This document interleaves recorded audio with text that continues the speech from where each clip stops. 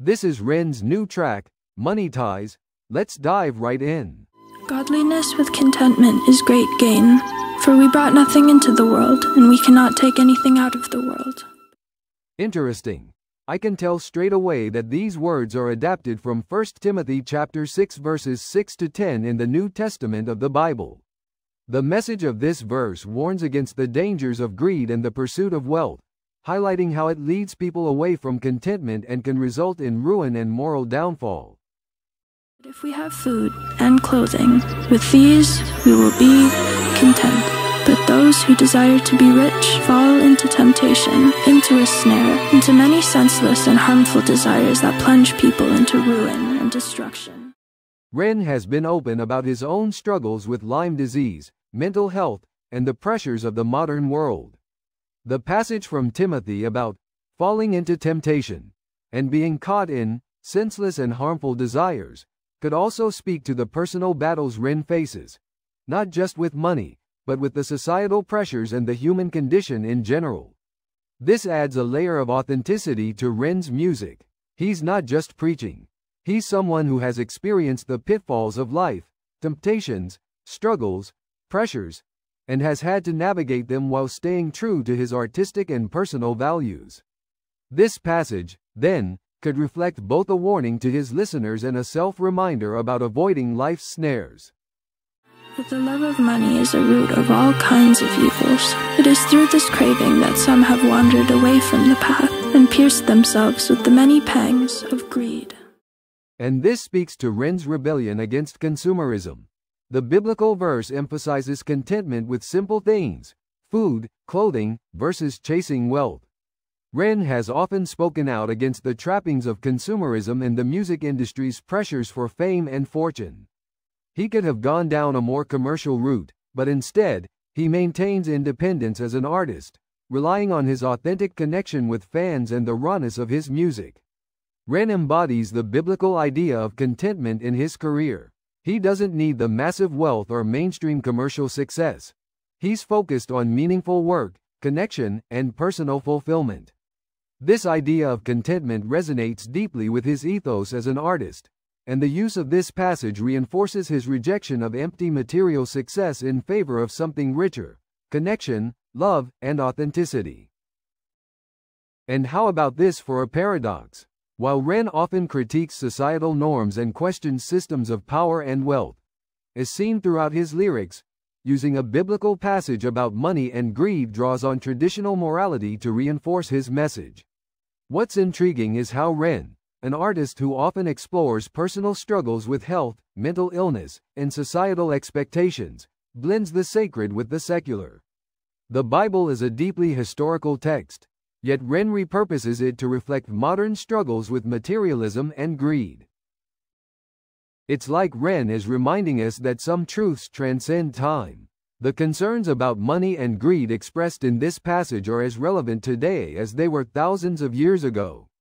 Ren, in his unique way, uses an ancient text to echo a timeless struggle that continues to plague our world. It's a powerful choice, especially from an artist whose music frequently touches on themes of existential reflection.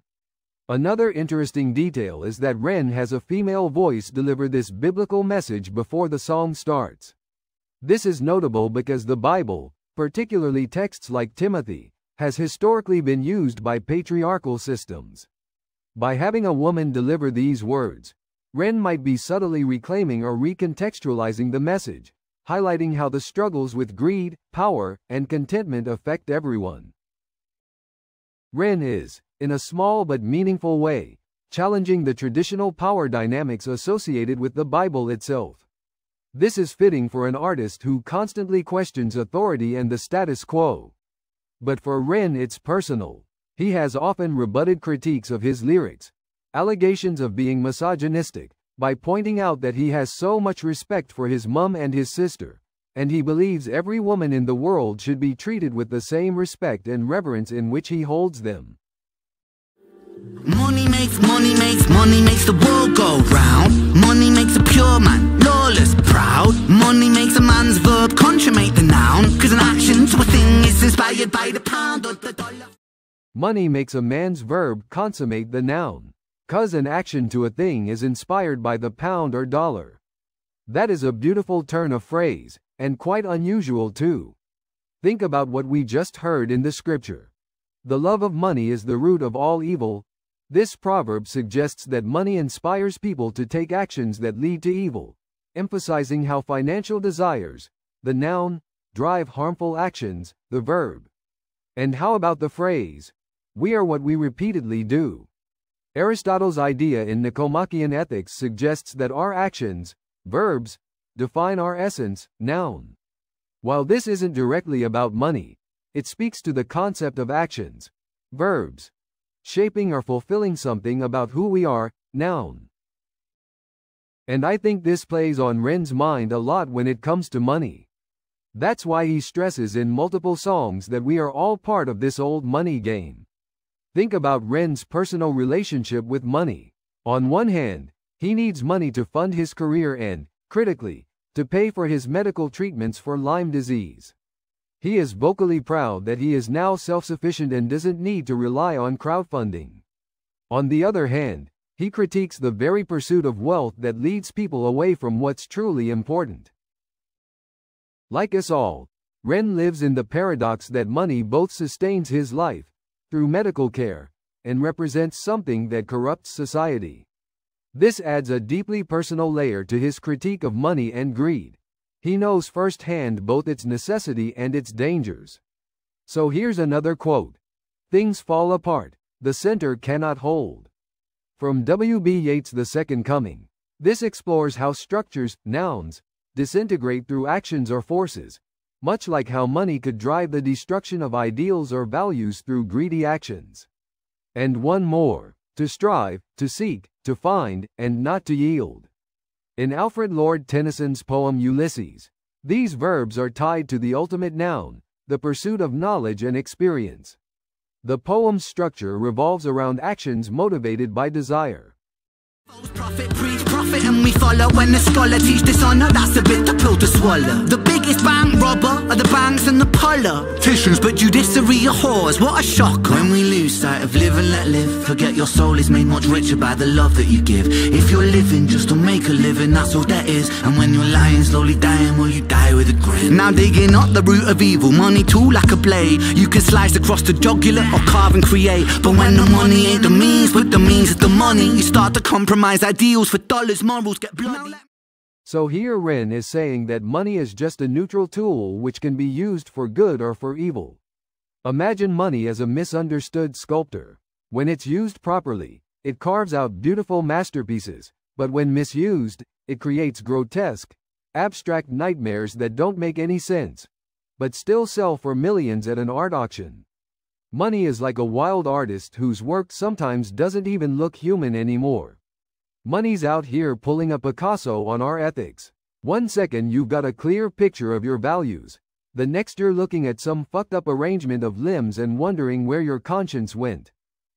Let me tell you a little story about a boy named Ren. Born March 1990 in the Celtic Welsh ends. We didn't have much, but mum and dad, they made enough to put hot meals on the table, fill our bellies full of love. A little sister fell into the picture. Oh my God, we loved her, made our family richer. Then we both got older, world a little colder. Life, it had a way of chipping away at that shoulder. I held her and I told her, hierarchy, status exists. Sometimes the purity of youth gets snatched, leaving you stripped. You'll learn that love is not enough, it's not a world for a kid. So toughen up and buckle up, because it's bumpy as shit. And there'll be those who take advantage of the light in your soul. And there'll be times you feel the cup you're filling leaking with holes. And that dark can get much darker, we all must grow old. But listen up, my little sister, hold these words to your close. Keep that kind heart kind, humankind are in need. Never ever let this world make you bitter like me, because this world needs love, and love it leaks from you, see. Sis, this world needs light, and you're the brightest I see.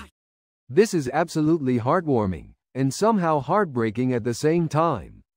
It's almost like life is an extreme sport. Ren is like a coach who's been bruised, battered, but still cheering from the sidelines. He's saying to his sister, buckle up, kid, this is a roller coaster, but keep your arms inside the ride. Ren's telling his sister to dodge life's punches like they're training for a Street Fighter tournament. The world isn't just bumpy. It's like riding a pogo stick on a gravel path while blindfolded. Ren's not just giving life advice. He's handing out emotional crash helmets and elbow pads for the chaos of adulthood.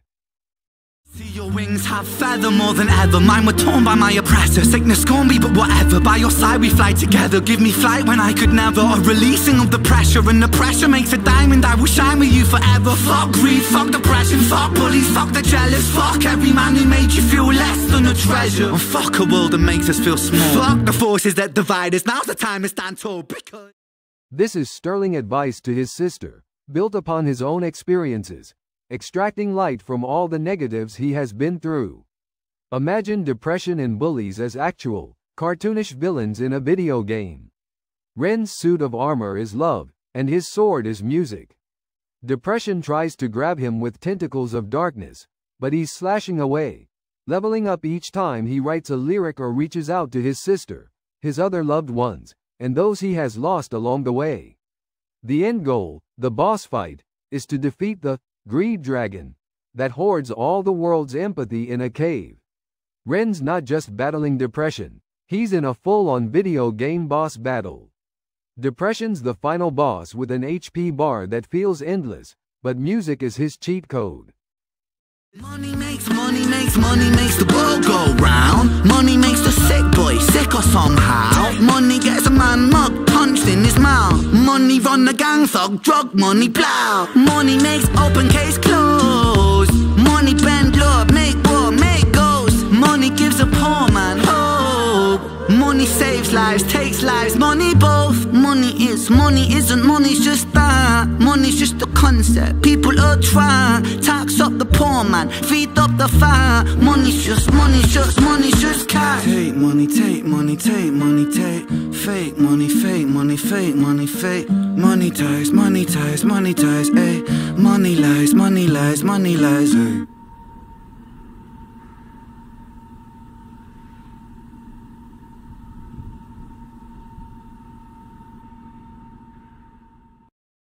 I will always speak my truth, and I must admit that wasn't my favorite ever Ren song. Perhaps it's a grower, that's what she said. But for me the message overshadowed the musicality somewhat. I enjoyed the beat and production from Nays, and splitting revenue in half was a nice final FU to Cujo beats. But the song as a whole just didn't grab me in quite the same way as Ren's work usually does. That being said, I had a lot of fun dissecting the lyrics, and the verses to his sister were quite beautiful. Let me know in the comments what you think. See you soon, y'all filthy animals. Much love.